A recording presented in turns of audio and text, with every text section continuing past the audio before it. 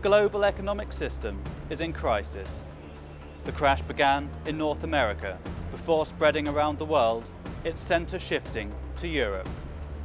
But its impact went far beyond the developed West, destabilising the entire system. This programme looks at the financial crisis, why it happened, how it affects ordinary people, and what is being done about it.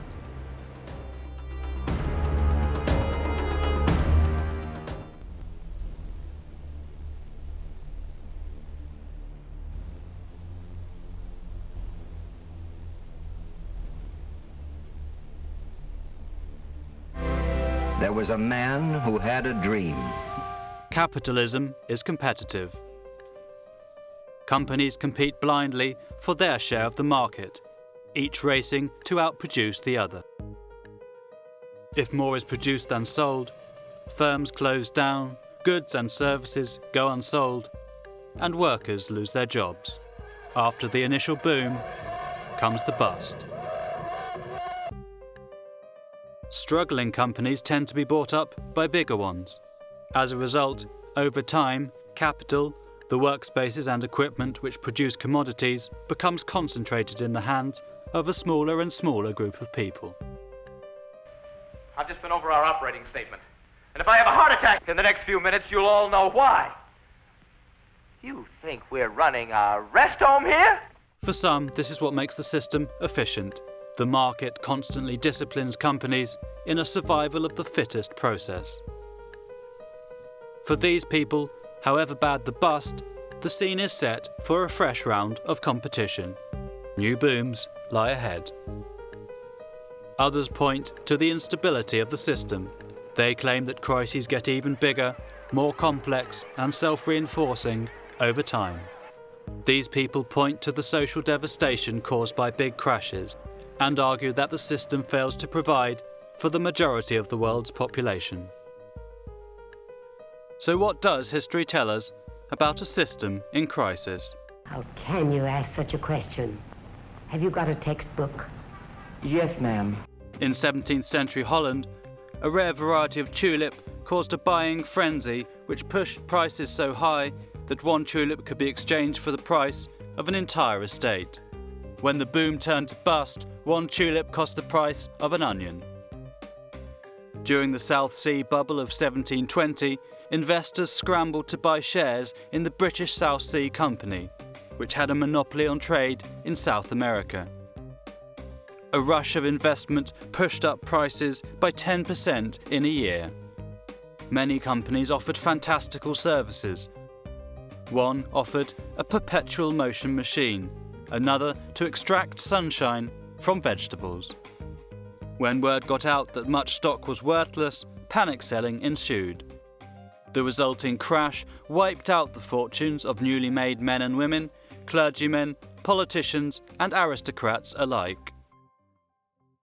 A housing bubble in Florida in 1926 was fueled by an influx of buyers from Europe. Rising demand pushed up property prices and speculators jumped on the bandwagon. As the market dried up, speculators sought to quit whilst they were ahead. Once more, panic selling turned boom into bust. So why not put your money to work? Put my money to work? That's right, Mr. Finchley. On stock markets, speculators seek short-term investments in the hope that they can sell their stocks at a profit when the price rises. More speculators rush in the hope that the assets will continue to rise and can be sold for more profit. A bubble can form where the price of stocks rises far higher than the potential profits that can be made by the underlying assets. When investors realise this, they rush to sell their stocks whilst they are still valuable. But falling demand pulls down prices and the market crashes. Investors get stuck with worthless assets which no one wants. Companies that once seemed valuable on the stock exchange now appear worthless. Trade begins to halt, machinery sits idle, goods remain unsold, services are withdrawn. The market crash leads to economic stagnation. The economy loses value and contracts, and boom turns to bust. But if this is true in general, all crises have their specific features. What then lay behind the financial crash of 2008? I met with senior economist James Medway to find out. A crisis on a really sort of epoch-defining scale is what we're looking at. The most immediate cause is the failure of the financial system. The financial system failed for a number of reasons, but essentially it was deregulated, particularly in Britain and America, but then really across the developed world from the 1980s. Onwards into the 1990s, into the great sort of rush of deregulation in the 2000s. And because it was deregulated and because it was allowed to more or less do what it wanted to, you had banks charging off with what they like to think of as financial innovation, coming up with often very risky, in fact increasingly risky new ways of creating loans, of passing loans amongst themselves, of handing out very cheap credit often to people, and they thought they had very sophisticated ways of managing all the risks that had built up in this. The particular bit in the crisis we're in now, the kind of spark for the kind of conflagration that we ended up with, and the mess that we're in now, is in particular the subprime mortgage crash in America. Now, subprime mortgages are mortgages that are loaned to people who wouldn't normally get one.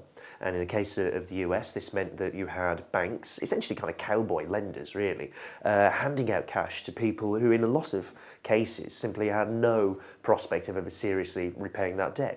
These defaults happen in increasing numbers from 2005 onwards, but certainly by 2006, 2007, it becomes obvious that there's a serious problem brewing in the subprime section of the US mortgage market. And the US mortgage market is, of course, absolutely enormous.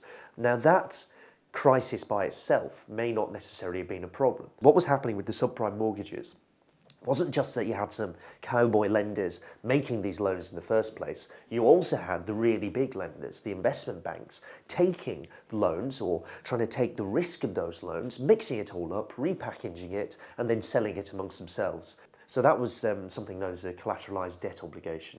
Because the global economy is interconnected, what started as a crisis for the United States quickly became a crisis for the whole system. I think everyone's quite worried now, because there's something to worry about. British banks were hit by the massive losses in the US subprime market. HBOS was up 12% this morning. The HBOS Bank lost over 70% of its profits in the first half of 2008 and wrote off over £1 billion worth of investments. Lloyds TSB lost 70% of its profits. And after experiencing the first run on a British bank for more than 100 years, Northern Rock was nationalised. The bank isn't set up to deal with the volume of people that are currently coming through its front doors. We will take the necessary action to ensure that people's deposits within the Northern Rock Bank are safe and they are guaranteed. It would later be sold off at a loss to the taxpayer of £400 million. Worse was to come. As the crisis spread to Europe, it hit the dysfunctional financial system of the European Union. The way the euro was set up back in 1999, it kind of locks all the member currencies into fixed exchange rates against each other. Normally, if you have a country and you realise that you're running a big trade deficit, the value of your currency will adjust to try and close that trade deficit. Right, so that would be something that would happen. And the other side is a surplus. If you have a trade surplus, then the value of your currency will appreciate. The value of your currency appreciating makes your exports more expensive. The trade surplus starts to close. And what starts to happen over the decade of the euro existing, particularly driven in this case by Germany, which successfully it's not particularly productive, there's not big productivity increases, but successfully holds down wages and incomes for workers in Germany. They get rid of a lot of social protection. Basically, German wages are stagnant or falling for the 10 years of euro existence. And they use that kind of cost advantage to export heavily into the rest of the Eurozone. Because the currencies can't adjust, you end up with a very large trade surplus building up in Germany, selling what look like cheap exports for those people buying them into Southern Europe, and you end up with a very, very large trade deficit building up in Southern Europe. So that's Greece and Spain and Portugal. So the imbalance opens up like this. With the 10 years of the euro existing, the way that this was financed was essentially the creation of debt inside southern Europe. In the case of Greece, that takes the form particularly of public debt, which means that when the crisis breaks over 2008 into 2009, it's already heavily indebted, it's already got a trade deficit because of its Euro membership, so the whole thing tips over. And if Europe is an interconnected system that's part of a globalised economy, crisis can easily spread beyond its borders. Finance is internationalised. Debts are made across different national borders. So if you take Greek sovereign debt, it's the most sort of obvious example of this, about half of it, maybe a bit more than half of it, is held in Greece. The rest of it is held outside of Greece. And of that, about 2/3, the last time I checked, was held in French and German banks. So the banks lend directly across national borders, which means that they're directly exposed to a kind of international risk there. If, in the case of Greece, there's a sovereign default, it doesn't just hit Greek banks, it will also hit all those international banks that have loaned money to the Greek government over the years, so French and German.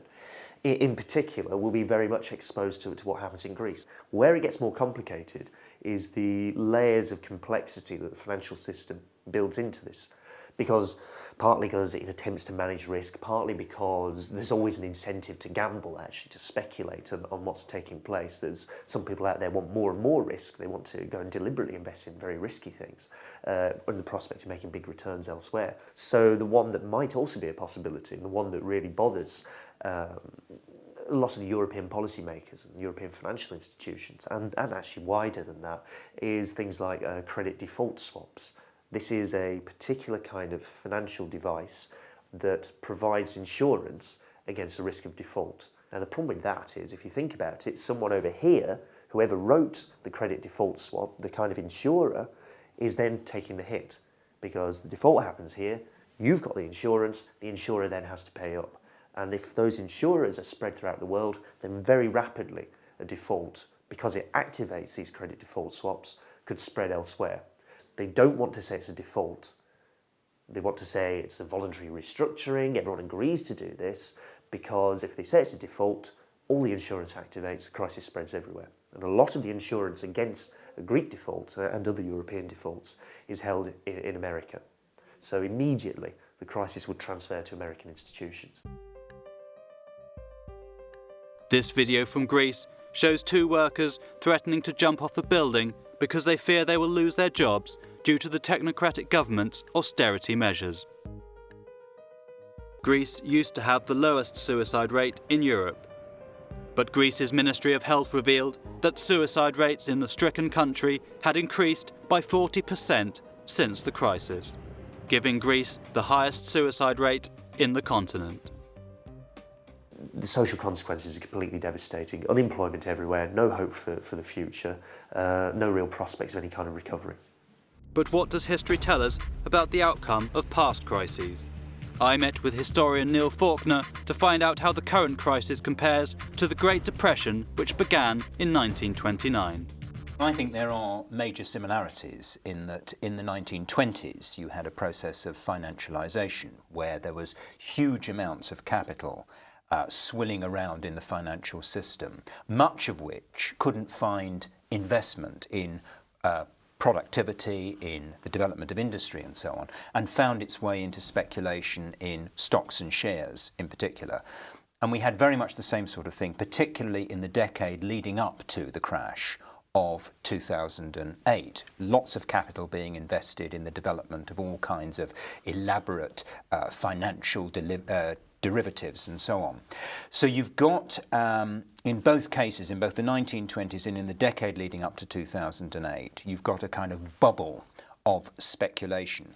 And the way that works is that you get an inflation of asset values, because as long as there are lots of people prepared to buy a particular stock or share or whatever it happens to be, the price will continue to rise. And you can very quickly get a kind of self-feeding frenzy. Now, exactly the same process seems to happen in both the 1920s and in the run-up to 2008. And both of them result in a catastrophic crash, the 1929 crash on Wall Street and the 2008 crash of Lehman Brothers, leading to a crisis in the global financial system. I think in this case it's bigger in scale. One estimate has been that the increase in the debt to GDP ratio, debt to real wealth ratio in the run-up to the 2008 crash has been 3 times the level of the increase in debt running up to 1929. So the actual write-down of value and the scale of the debts, the debt overhang in the global economy relative to the overall size of the global economy seems to be much bigger this time than it was in 1929. So we could very well be looking not just at a new Great Depression, but a Great Depression which is on an even bigger scale, with even more intractable financial problems than that of the 1930s. With high unemployment in America following the First World War, ordinary working people just didn't have enough money to spend. So to increase their profits, investors turned to speculation on Wall Street. The stock market boomed. And in 1928, President Herbert Hoover proclaimed, "We in America today are nearer to the final triumph over poverty than ever before in the history of any land." This optimism was catastrophically misplaced. Certain companies had sprung up during the boom solely to trade stock for profits. They didn't actually produce anything of value themselves. One of these companies would eventually face strong criticism for its role in the crisis of today, the Goldman Sachs Trading Corporation, founded in 1928. It was just one of many such organizations. As US debt increased, so did global debt, rising by 50% as banks created loans, allowing a worldwide rush of speculation on the stock market. Wall Street boomed, but at the expense of the real economy of goods and services. This imbalance could not last. An agricultural and industrial crisis led to bankruptcies, wiping out stocks, preventing loans being repaid, and causing banks to collapse. Wall Street stocks hit a record high in September 1929, then began to fall. A trickle became a flood on the 24th of October, when over 12,000 shares were sold. 5 days later, over 16 million shares were sold. The social impact was devastating. By 1933, 9,000 US banks had failed, industrial production had dropped by a third, and 1 in 4 workers were unemployed. With the US in crisis, financial contagion spread throughout the whole system. Well, what happened in the 1930s was that the rulers of the advanced countries, in particular the United States and Germany, which were the most extreme examples of economies that collapsed into depression, the response of the rulers was to deflate. It was to make huge cutbacks in order to deal with this problem of massive debt and a kind of bankruptcy. But the effect of that, of course, is to drive those economies deeper into a depression, because if you deflate, if you cut, if you reduce the amount of demand in the economy, that means people have less income, it means businesses have less funds to invest, they have their markets are shrinking and so on, and the whole economy goes into a nosedive. So you actually feed the depression and you make it even more difficult to pay off the bad debts. Indeed, you increase the relative significance of the debt, because if the real economy is shrinking, those debts are still sitting there waiting to be paid. So you had a response to it that was completely inappropriate to the nature of the problem, that was actually making the problem worse. And that's being replicated today, because there's a consensus right across the neoliberal political and business elite that we need to cut in order to shore up the banks. We need to cut in order to pour money into shoring up a banking system which is essentially bankrupt, essentially busted. But the effect of doing that is to drive the European economies deeper into crisis. And what is happening in Greece right now is on the same scale as the worst of the depression in Germany and the United States in 1932, when there were 1 in 3 or 1 in 4 people out of work. I mean, it's on that scale now. America's economy was in ruins, a society in breakdown. Historian Frederick Lewis Allen wrote in 1931 that there was hardly a man or woman in the country whose attitude toward life had not been affected by the sudden and brutal shattering of hope. In the UK, infant mortality rose drastically, hitting poor areas the hardest. Malnutrition made childbirth 4 times more dangerous than work in a coal mine. In the poorest areas of London and Durham, 80% of children suffered from rickets, and up to a third of Britain's working class lived in poverty. So, going back to that crisis in the 30s, where does the switch come? How bad does it get, and at what point does it change? Does this new consensus come about? I think 2 things happen really in the Depression. I think you get a shift, particularly inside the United States and inside Germany, towards a significant degree of state intervention. You have that in both. You have it in the New Deal government of President Roosevelt, and you have it also, I mean, if we are honest about it, the Nazi policy also in Germany in the 1930s is actually to use the state to try and regenerate the economy and to try and get people back to work. But the Depression doesn't end in the 1930s. I mean, the Hungry 30s are rightly called the Hungry 30s. There's no general solution to the problem of unemployment. There are still huge numbers of people unemployed in America at the end of the 1930s, despite the New Deal. The state-funded boom of the post-war years was championed by the British liberal economist John Maynard Keynes. Keynes believed that governments should run a deficit by borrowing more money than they received in taxes. They would use this debt to create jobs, so that workers would be able to spend more money, boosting the private sector. An organisation called the International Monetary Fund, or IMF, was set up towards the end of the Second World War to facilitate this process. You actually got to a point, didn't you, where even Richard Nixon in America was saying in 1969, we're all Keynesians now. So what happens? What changes? I think the problem for the system is that because of this shift of power, which effectively is happening with full employment, with the construction of welfare states, with a shift of wealth related to that. I mean, wages are going, there's full employment, the unions are strong, the unions are on the offensive, wages are going up, but you've also got the construction of the welfare state. You've got a social wage, if you like. What that actually does over time is it shifts wealth away from the people who control capital towards the people who actually create wealth, who are the ordinary working people. In Part 2, we look at the post-war rise of an economic theory known as neoliberalism and how it relates to the crisis of today. Britain cannot duck dealing with its debt problem. Angela Knight, head of the British Bankers Association, explains her views on the cause of the crisis. You can't spend somebody else's money forever, can you? I discuss the Islamic financial model with Fahmida B of Norton Rose. The two put together create something that benefits the economy and society as a whole. And Neil Faulkner argues that the economy needs to be run on a democratic basis. There is a society, we do care about each other, we do have responsibilities to each other.